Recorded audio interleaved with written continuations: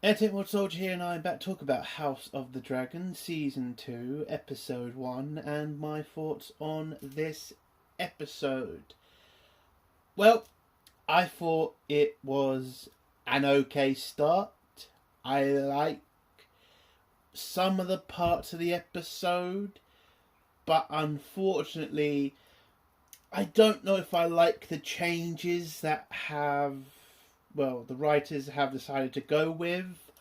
I think the ending could have been a lot better. I think the ending, well, what we should have got, which we find out from the books, is I think a better story. Listen, it makes sense, the ending and how it kind of progresses in that way. And as the books aren't really told from the perspective of the people who were there, I do get it that the book isn't really going to tell the truth of what happened. But for me, how the story or how that part was told in the book was a lot better from the book. I think what they did here, again, it makes sense, it makes writing sense, but I just preferred what the book said. And I do kind of think it's more of cover for Rhaenyra, because there is some, I would say, a little bit of the writers trying to make Rhaenyra the good character, the good guy, which I don't like. I have to say, the one-sided, support that you're getting now for the blacks from most of the fans, I don't really like that. I kind of really do wish that it was kind of a 50-50. And like, are you a green, are you a black? I mean, if you ask that to the fans, you're going to get the same question, you're going to get the same answer every time. I'm black, I'm black, I'm black. It's like, yeah, because why would you want to be on the green side since most of them are dickheads? And I do think that from the first season they got that wrong. They should have made the greens and the blacks more similar. It should have been like there are dickheads in their ranks, but you can understand why people would support them. And I will actually give credit to this episode because they actually did a good job with Aegon. They've made him a little bit more likable. You can actually see in some of the scenes that he isn't a dickhead, that he is trying to be better than what he was as a prince. And I like that. I wish they had done that in the first season. I wish they had made him like when he was a child, he was a dickhead, but when he grew up into a, adult, he grew out of that. He tried to be a better person. And I think that would have been a much better story for the first season. In this episode, they do right by Aegon, but, it kind of seems, I'm not going to say half-assed, but it doesn't seem like they're going to go forward with that. It seems like they're just going to make a little bit of a storyline where Aegon's a nice guy, and then throughout the rest of the season he's just going to be a complete dick, which I just don't want. Again, it shouldn't be like just so one-sided. Like the good guys are the Targaryens and the bad guys are the Hightowers. This shouldn't be the Starks and the Lannisters. Again, this should literally be 50-50. And in the books, in the parts of the book of House of the Dragon, you see why some people would want to follow Aegon and not follow Rhaenyra. You see why some people have a problem with it. Now listen, it's the first episode, I get it. And, hopefully they don't change a lot from the book. And we still get Rhaenyra being a bitch in her parts. But I don't know. I don't know. I just don't want to be so one-sided anymore. Again, it should be 50-50, green or black.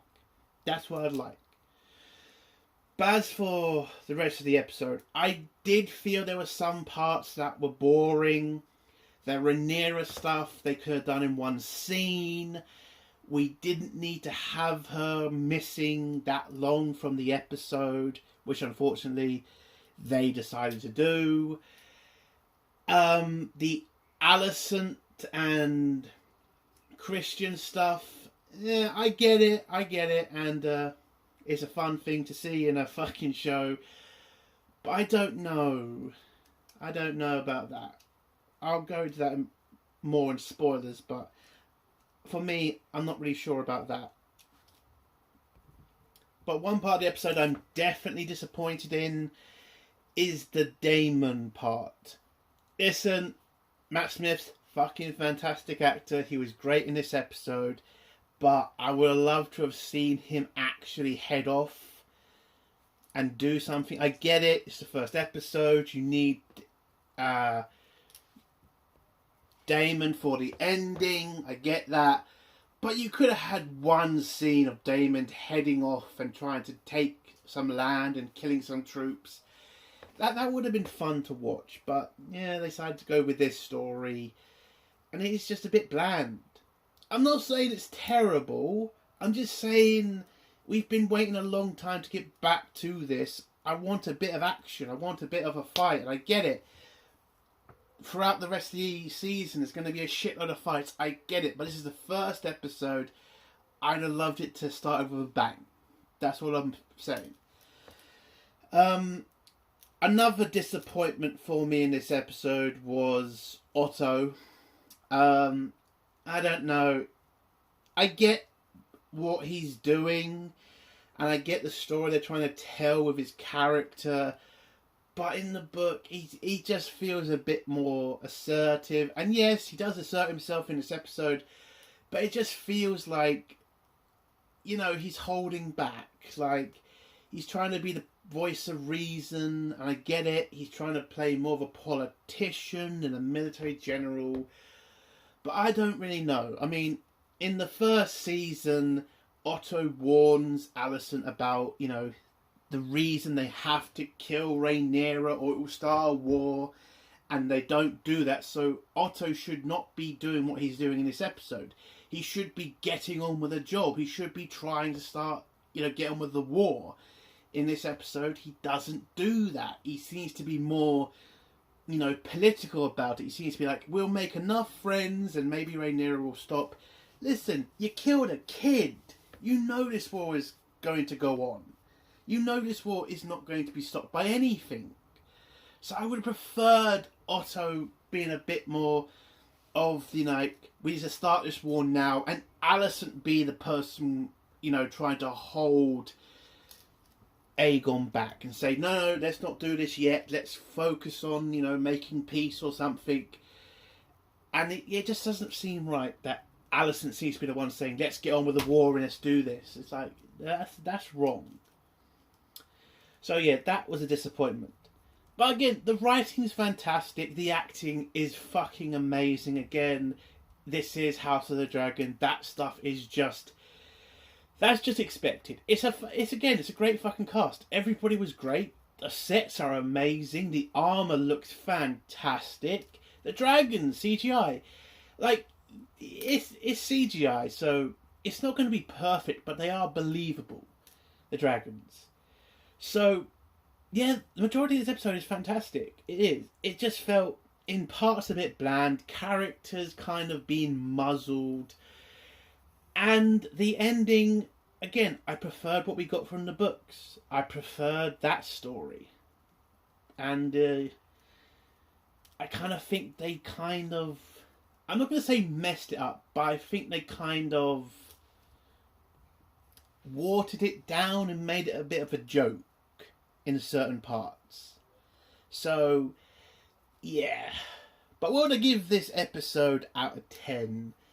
I'm going to give it an 8. It's an 8 out of 10. It's still a great episode. I'm still going to probably watch this like 5 fucking times today. So, it's still a good start.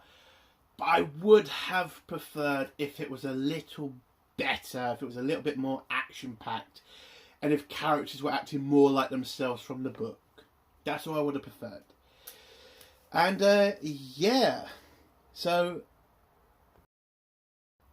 So let's get to spoilers now. If you don't want to hear spoilers, leave in 3, 2, 1. So the episode starts off with a new opening title screen.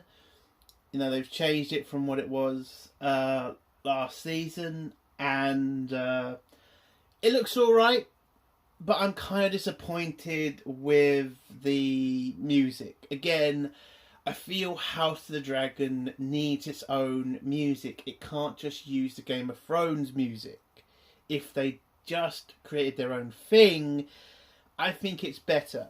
Because, again, when you hear the Game of Thrones music, you just think of Game of Thrones. House of the Dragon should be its own thing. That's why you should have your own music.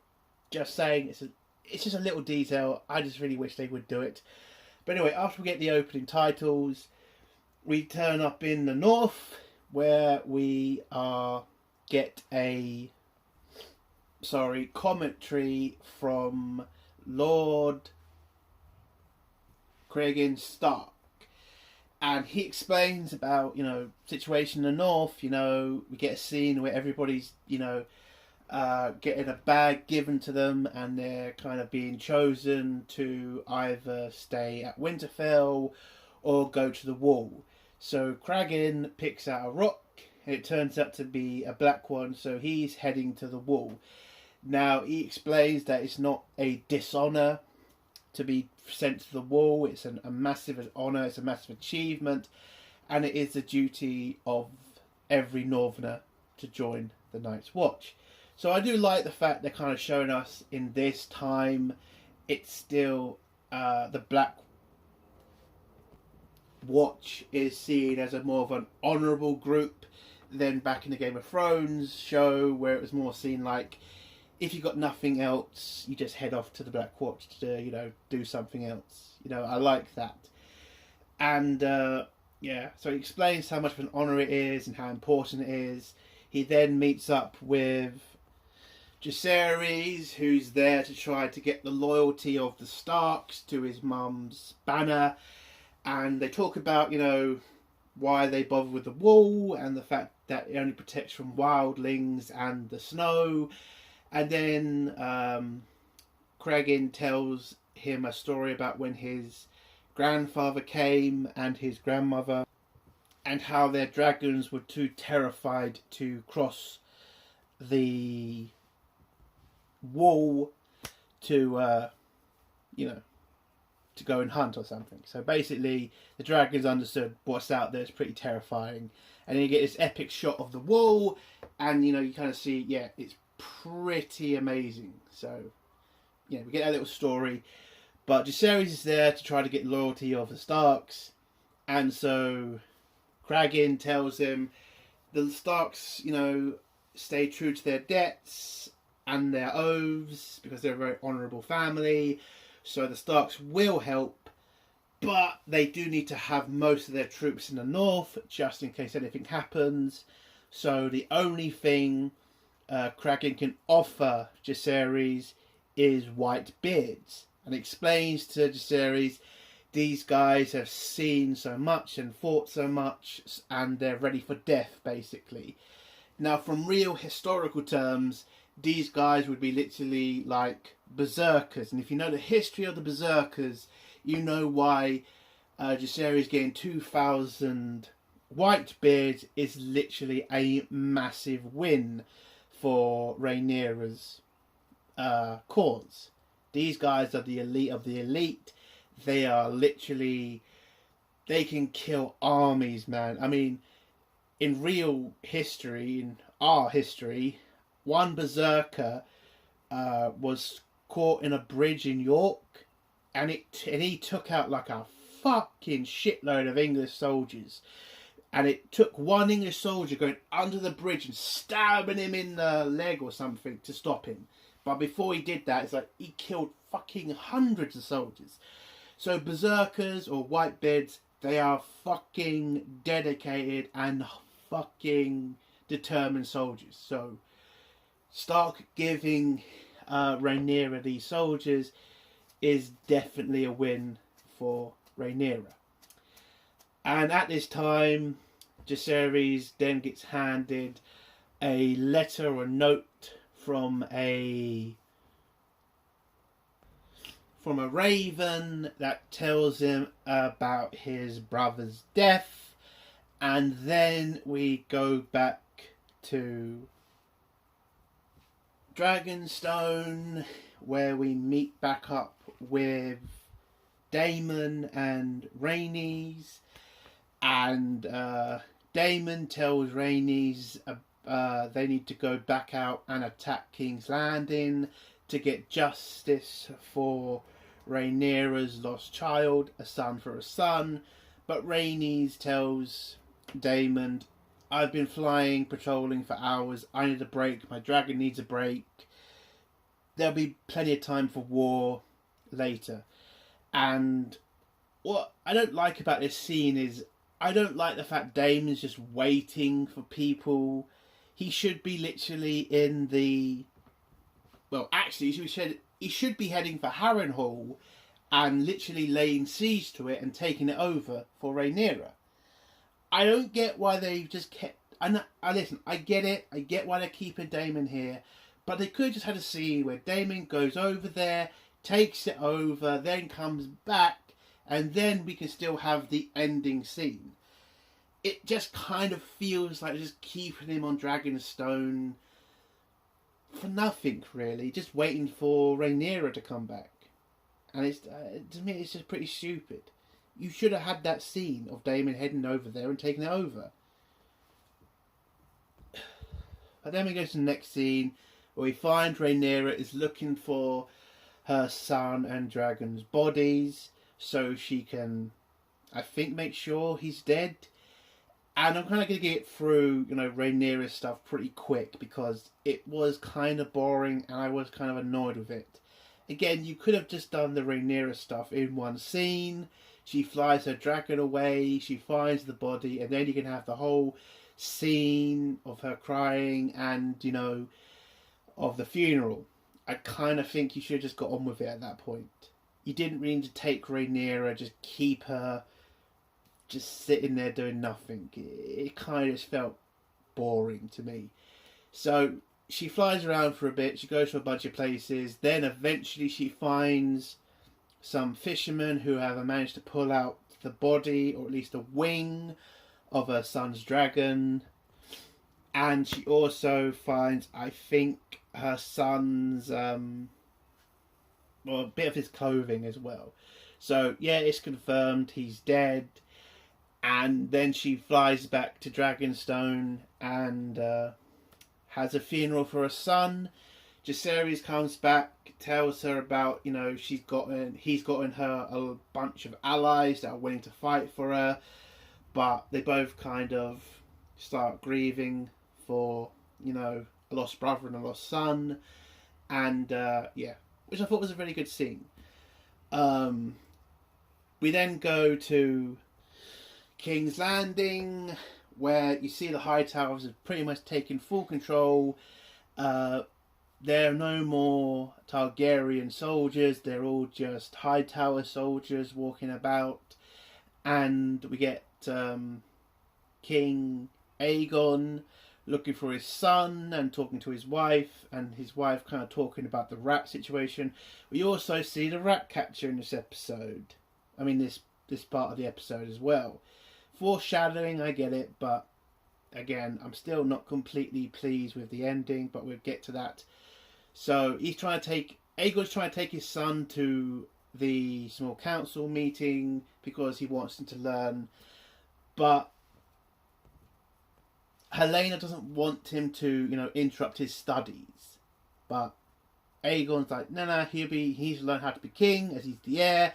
Goes, gets his son. We head into the small council meeting where we pretty much get told of what the situation is with the Hightowers and the situation with what's happening with Rhaenyra's side as well. So basically the situation is King's Landing is okay for now. There is a blockade from Corlys Valerian's fleet, which hasn't started to affect them, but Otto knows it is going to start to affect them. Otto then tells the king, you know, he sent out a bunch of ravens. They'll get allies soon. But, and again, this is what I don't like about Otto in this episode. He seems to keep wanting to restrain Aegon. He keeps trying to say, listen, give it time. It seems to be like he wants to find a diplomatic solution rather than a war solution. Which, I don't think Otto should have been that character. It should have been Alicent who was calling for restraint, and Otto saying, listen, the gloves need to come off when you start this fight. Christian Cole also agrees with Otto, and again, I don't think these two characters need to be the ones who are calling for restraint. They need to be the ones calling for a fight. It should be Alicent who plays that role. But Aegon says, or agrees with his uncle, and then we get the scene where Aegon's son is messing around with Tyrion Lannister, and because Tyrion, I think that's his name, well, the Lannister guy is kind of trying to stop his son from playing with his ball thing. Again, I don't get the whole ball thing with the small council. Why do they need to have a ball with them and put it in the centre of the table? Did they ever explain that, or am I forgetting something? It just seems a bit ridiculous why they need to bring a ball with them every time. But anyway, Aegon kind of gets annoyed at how Lannister is treating his son, so he tells Lannister to give his son a pony ride. But then Alicent just puts a stop to that and says, listen, let's not waste any more time. And by the way, to Aegon, you have not got that many allies. You shouldn't be pissing off one of your allies and treating him like shit, because what's to stop him joining Rhaena? To me, that seemed a bit of a stupid scene, and I think Alicent probably should have had a little word with Aegon and said, listen, I know you don't like the Lannisters, but we need them. I kind of would have liked that scene. But anyway, we should talk about the scene between Alicent and Christian. So we had our first sex scene in this series where Christian is eating out Alicent. Alicent is fucking hot as fuck. I'd be doing that myself if I was a fucking god. No, I got no judgments there. But it just seems out of character for Alicent. I don't think she'll be that type of person to let that kind of situation happen to her. I mean, maybe she would, but again, it just feels out of character for her. So I don't think they should have had this. I get maybe a bedroom scene where they fuck each other, maybe, but I don't know. It just seemed a bit like out of character for her. So we get our first scene where King Aegon is, dealing with his subjects, and the first person to ask King Aegon a question is a sheep farmer, and he's like trying to get the king, or at least a realm, to hand back half of his flock that they took. And this is the scene I actually liked, where they're trying to show Aegon's trying to be a better person, because straight away he's like, yeah, we'll hand back your sheep, no problem, we'll make your we'll make them whole again or something. But then Otto kind of turns to him and says, Your Grace, we kind of need to keep the sheep. If we do this and we give back his sheep, you'll get a shitload of other herders coming in and asking for their sheep back too. So you're just going to create another problem for yourself, and we need to think about how we feed our troops and how we feed the dragons. And Aegon kind of agrees and says, yeah, that makes sense. I'm sorry I can't return your herd today. Next. Now, this is the part where I kind of think Otto's kind of being a bit of a dumbass. And that is when a armourer comes up, and he's the head of the steel merchants group, I think. And he tells the king that they are not sure about the money situation with the crown. So they want to be paid up front so that they can be assured that the work that they're putting into the weapons that they're creating for the king they're actually going to get paid for. Now, Otto tries to do something stupid here and tells the king not to pay them yet. And I did like this when Aegon, sticks up for himself, says, yeah, I get it, but we need to pay the armourers. And I think that's a great decision by Aegon, because if you don't pay the people who are fucking army or troops, then you're going to be in a bit of a shit situation if they decide not to fucking arm your troops. So I think Otto's being pretty stupid. I get that he's trying to save a lot of money, and in the book there's a story about the royal chests and stuff. All their money is kept in a secret place, and then there's a story about how Otto has to remove all of the royals' money somewhere safe. I hope that's in this series, but I get what Otto's trying to do here. But not paying your armourers is a dumb thing to do. It really is. So it was a good decision for Aegon to pay them up front. And by the way, we got a scene before this when a dragon was approaching. It turned out to be Aemond on his dragon, and you have the ballistas. And when I saw this scene, I remembered Game of Thrones, and when they tried to say this was a magnificent weapon that they just created in that fucking episode, and now it just turns out, Westeros has had these sort of weapons throughout time. So what was so special about those ones in Game of Thrones? Seriously, the last season of Game of Thrones is shit. It's really shit. The last two episodes, because that was last two seasons, because that was in season 7, I think. But anyway, again, it's just a detail I kind of noticed. But we then go to Christian Cole, who's not Christian Cole, Corlys Velaryon, who's looking at his ship that's being prepared after what happened that last season to his ship and how he nearly died. He wants his ship back in, good order so he can sail it again and lead the blockade. But the person in charge of the repair work tells Corlys it's going to be a long time before that happens. It also turns out this guy is called Merlin, I think that's what his name was, and he was the guy who pulled Corlys out of the water after his last fight, so he saved his life. He also gives him a dagger that Corlys was going to give to his grandson, his heir, but because he's died, kind of, depresses him. And that's the last we see of Corlys in this episode, which is kind of a shame. He's a good actor. But the next scene is the blockade capturing a ship, and one of the twins heading off and finding the White Worm. The White Worm is then brought to Daemon, where Daemon then threatens her and says, why did you help Otto Hightower and put the heir on the throne? She kind of makes the excuse of, well, I only did it for money. I'm not taking any sides. I'm just doing what's best for me. And Daemon gets pissed off about this and throws her in a cell. And then we get the whole Rhaenyra arc stuff. And at Rhaenyra's small council meeting, she calls for the head of Aemond. And so Daemon decides to go to the White Worm and offer her freedom if she can use her contacts in King's Landing to get him in there so he can do his plan to get revenge for Rhaenyra. So he heads off to he heads off to King's Landing. He gets there and he meets up with one of his loyal Gold Cloaks.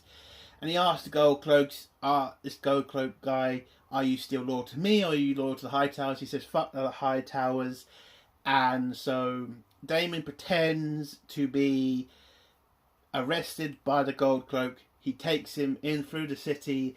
They meet up with the Ratcatcher and he offers the Ratcatcher money so they can go and kill Aemond. And they agree. They get into the castle, and this is the scene that really, again, doesn't piss me off, but I think was done better in the books. So I don't agree with the fact Daemon would just send them to kill Aemond. I feel like Daemon would have sent them to kill the kid.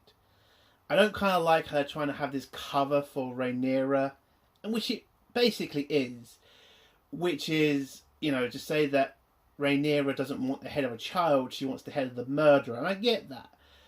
But Daemon, it should have literally been a son for a son, like it was in the book. So the Ratcatcher takes in this Gold Cloak, who should have been, by the way, an ex-Gold Cloak. He shouldn't have been a Gold Cloak at all. But anyway, they get into the castle. We then see King... well, actually, whilst they're walking through the castle, they walk through the throne room where King Aegon, sorry, the name's fucking confusing sometimes. Aegon is kind of drinking with his friends, and they walk right past him. They get to some closed area where the Ratcatcher tells the Gold Cloak, "I can't take you to the royal chambers because I'm not allowed in there." And then the Gold Cloak kind of brings up the fact, what the hell did you expect us to do here? We're supposed to be going to the fucking to the royal chambers to kill Aemond. It's kind of a bit difficult if you can't get in there. And so the Gold Cloak threatens him, and so he then agrees. He kicks a dog for some reason, and which I kind of don't agree with, by the way. I think that's a dick move. But yeah, he finds a way into the royal chambers, and they split up for a bit. A maid finds the Gold Cloak, but he just puts her in a trap. She disappears, and then when the Gold Cloak comes out of the room and finds the Ratcatcher holding Helaena by the throat with a knife, and as they can't find Aemond... By the way, Aemond has a scene with Otto where Otto kind of tells Aemond to calm down and let Otto make a, you know, diplomatic solution instead of a war solution. And I kind of think it's an okay scene. It's not great, but it's okay. But back to the chalk and cheese guy, which is what they should... I think they're going to be called in the next episode. But yeah, the reason I don't like this scene is because in the book, the Ratcatcher and the ex-Gold Cloak are there for the kid. The scene should have been they grab the two kids and they tell Helaena to pick who should die. And that was the penalty for killing a son. A son for a son. That was the whole point of it. Now I get what they're trying to do with this scene, with having it a bit more messy and having it being a bit more like an accident. I mean everything kind of just fell into place. Like they found the kids, they found Helaena, and it just came like, fine, we can't find the guy we're here to kill, so we'll just kill one of the kids. I get it. But I think what the book said was a lot better. But anyway, they ask Helaena which child is the boy, but I thought they were both boys, but okay. And Helaena points to one of them. She tries to bargain with them and try to offer her necklace to them, but they just take the necklace anyway and just tell her if she doesn't choose, they'll just kill them both or something. So Helaena points to one of the kids. The Gold Cloak thinks she's lying, but the Ratcatcher's like, no, she would never put the risk of the heir. So they figure out, yeah, she must be telling the truth. And then you get this gory scene where they kill the kid, and then you can hear them cutting the kid's head off. And then Helaena grabs the other child and runs for it. And then runs into her mother's room where Alicent is having sex with Christian. And then Helaena tells them about the fact Aegon's heir is dead. And that's how the episode ends. I think it's a good episode. Again, the problems I have, they're pretty minor. And I still like the episode. It's still a good episode. But I would have liked the story at the end to have been a bit more of what the book said. But overall, it is a good episode. It's an 8 out of 10. I did love it. And I can't wait for next week's episode. And yeah, that's the end of my review. If you like this review, give it a like. If you dislike this review, give it a dislike. And if you like my content, do think about subscribing. And if you have a comment, leave it below and I'll try to get back to it. Entertainment Soldier. Bye.